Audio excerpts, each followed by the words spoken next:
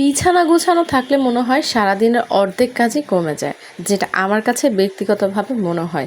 তো সবসময় আমি চেষ্টা করি ঘুম থেকে ওঠার পরে বিছানাটাকে ক্লিন করে ফেলার জন্য। আমার মেয়ে ঘুম থেকে উঠেই সে কিন্তু দুষ্টামি করতেছে তার মতো করে, আর আমি এখানে বিছানাটা শেষ করে তার খেলনাগুলো গুছানোর জন্য চলে এসেছি। বাচ্চা কাচ্চাদের ঘর একটু এলোমেলো থাকবে স্বাভাবিক, আর সেটাকে সবসময় যদি গুছিয়ে রাখা হয় তাহলে কিন্তু নিজের সন্তানরাও সেই পরিবেশটাই শিখবে এবং সেই পরিবেশেই বড় হবে, আর সেও নিজের খেলনাগুলো গুছিয়ে রাখার চেষ্টা করবে। আমার মেয়ে যেহেতু ছোট, তারপরে সে চেষ্টা করে সবসময় নিজের জিনিসগুলো নিজে গুছিয়ে রাখার, আর যেগুলো পারে না তার জন্য তো আমি আছি। তো ঘুম থেকে ওঠার পরে সব কাজের পাশাপাশি তার কাজগুলোও কিন্তু খুব ভালো করে করতে হয়, কারণ সে যখন এই জায়গাটাতে বসবে তখন কিন্তু তার অনেক বেশি ভালো লাগবে।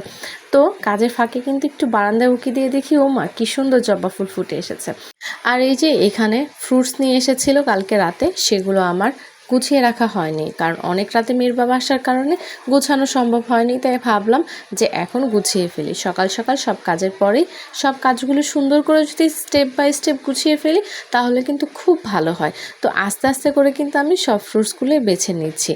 প্রত্যেকটা মেয়েই মনে হয় সংসার জীবনে সব কিছুই হয় তার মার কাছ থেকে শিখে, নয়তো তার শাশুড়ি মার কাছ থেকে শিখে। আমি কিন্তু আলহামদুলিল্লাহ সংসারের সব কাজই কিন্তু আমার শাশুড়ি এবং আমার নিজের মা সবার কাছ থেকেই শিখেছি আগ্রহ সহকারে। কারণ তারা কিভাবে টিপটাপ করে গুছিয়ে রাখে, তারা কিভাবে প্রতিটা জিনিস সুন্দর করে গুছিয়ে রাখে, যেন যখনই চাবে সেটাই যেন হাতের কাছে পেয়ে যায়। তাই ঠিক সেভাবে করে আমিও চেষ্টা করি আমারও মেয়ে যেন আমার দেখা দেখি প্রতিটা জিনিস ঠিকমতো গুছিয়ে রাখে। তো ডাইনিংয়ের এই এরিয়াটা, এই জায়গাটা ফাঁকা ছিল, আর এইটা আমি আরও কয়েকদিন আগে বানিয়েছিলাম পাটের বস্তা দিয়ে। তো ভাবলাম এইখানে সেট করে ফেলি। তো কেমন লাগছে অবশ্যই কিন্তু জানাবেন। আমার সবগুলোই কিন্তু নিজের হাতে তৈরি করা ওয়ালমেটগুলো। তো খুব সহজে আমি কিন্তু খুব সুন্দরভাবে চেষ্টা করি যেটাই করি না কেন মেক করার জন্য। তো ডাইনিং এরিয়াটা আমার কাছে ভালো লাগতেছে। তো গুছাতে গুছাতে ওমা দেখি কি বাইরে বৃষ্টি, মাশাল্লাহ মাশাল্লাহ। যেই গরম পড়েছিল সেই গরমের ভিতর বৃষ্টি মানে প্রশান্তির একটা ব্যাপার। সেই লেভেলের আজকে সারাদিন বৃষ্টি হচ্ছে। আমি যে ভয়েস ওভার দিচ্ছি তাতেও কিন্তু বৃষ্টির টোন পাওয়া যাচ্ছে, কারণ এখন পর্যন্ত কিন্তু কন্টিনিউয়াসলি বৃষ্টি হচ্ছে। আমার কাছে দেখে কিন্তু অনেক বেশি ভালো লাগতেছে।